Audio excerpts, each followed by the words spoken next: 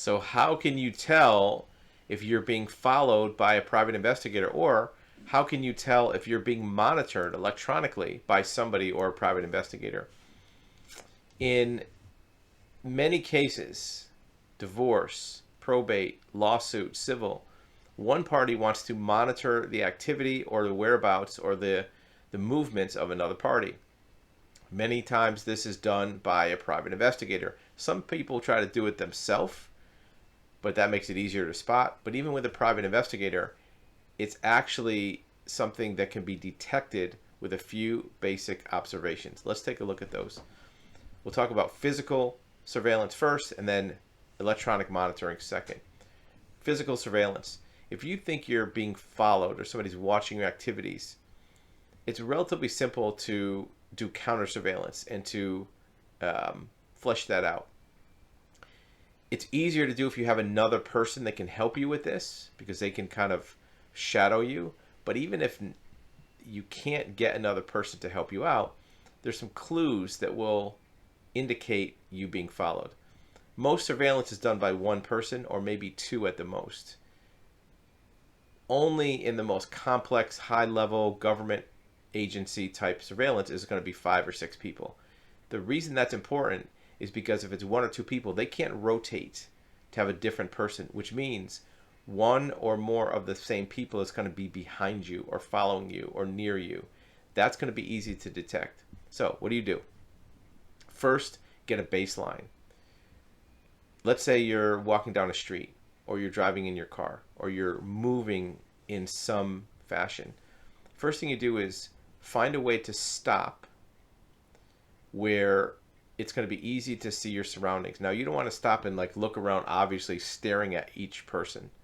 What you want to do is stop in a way that looks like you're doing something. Maybe checking your phone, maybe reading a paper, maybe looking at a book, maybe looking at a map, doing something where you can be stationary for some period of time, but where you're able to covertly see your surroundings. An ideal scenario would be to have a reflective window in front of you where you can see behind you without having to look behind you.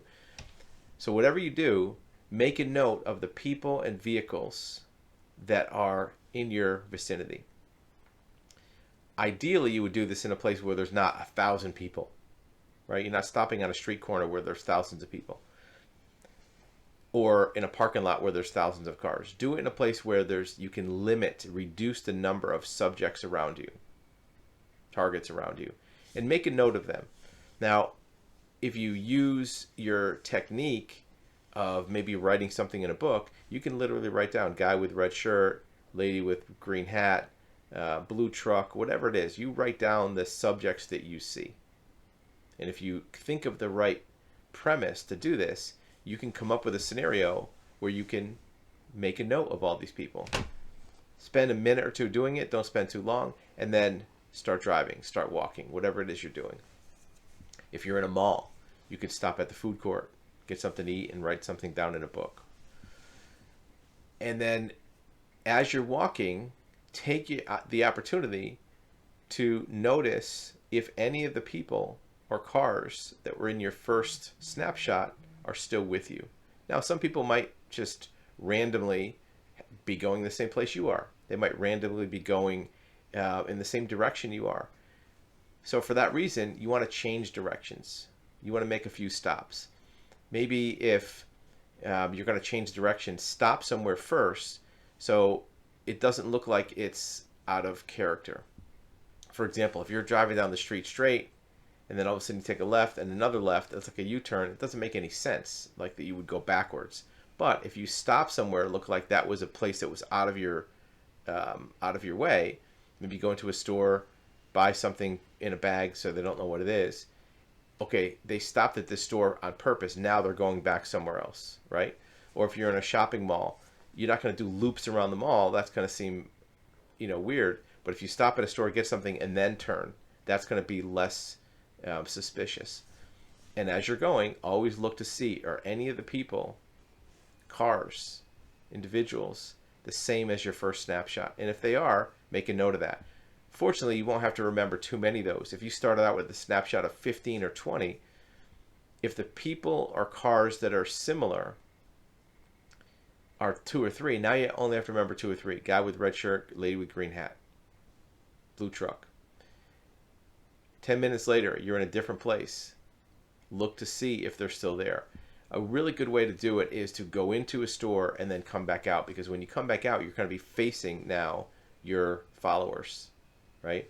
You don't want to turn around and look over your shoulder that often, because that may indicate to the following party that you're onto them, that you're paying attention. You want to make it look like you're not paying attention. You want to make it look like you're oblivious to your surroundings. Because if it's important for this surveillance and they think they might be detected, they might bail on the surveillance. They might give up on it, which you don't want them to do.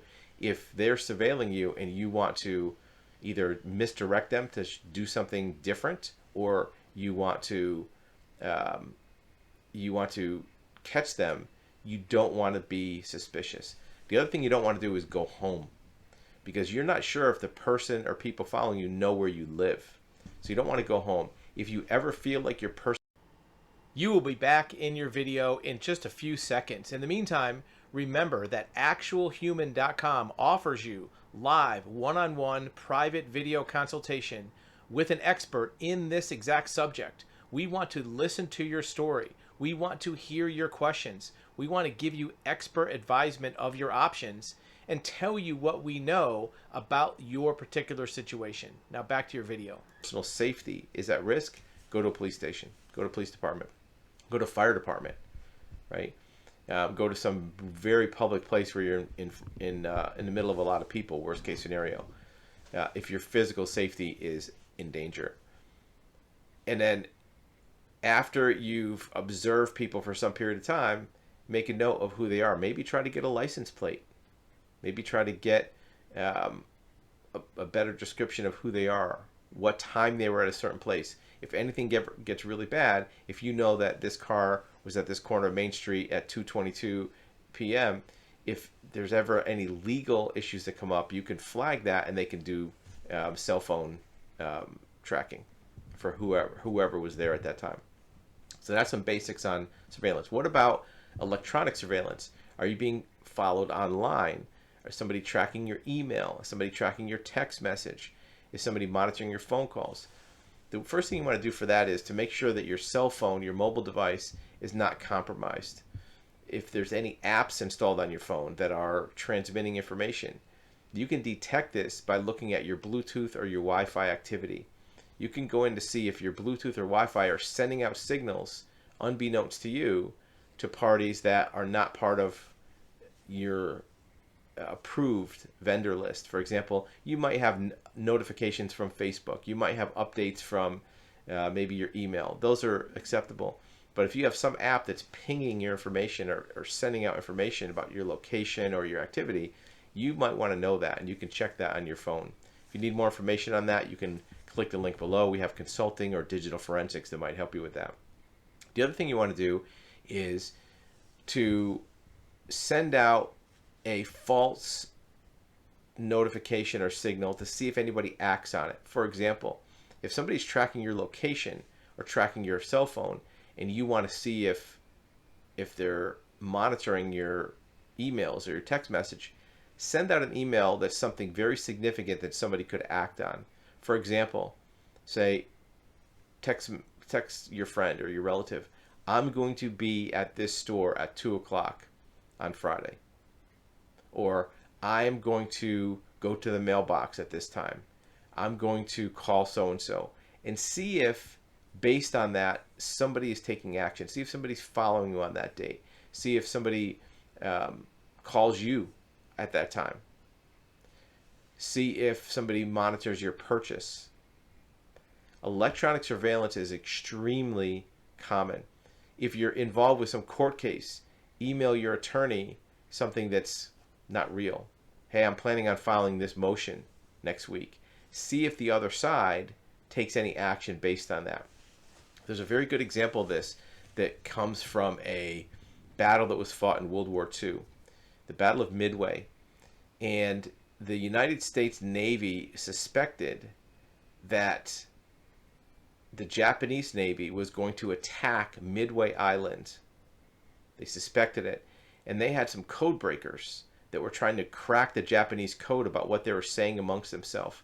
So what they did was they sent a fake message that said Midway Island was going to be out of water. Their water machine was broken and they weren't going to have any water. And they wanted to see if the Japanese picked up on that and if they were correct on their code breaking. And sure enough, within a few days, they had a message that was coded, Japanese message that was coded that said Midway Island's water was broken. The fact that they were able to decode that meant that their decoding was correct. So if you send out a message that you can see if somebody takes action on or somebody communicates about, or if you say something in an email and then somebody who shouldn't know that information says, hey, by the way, I heard this, right?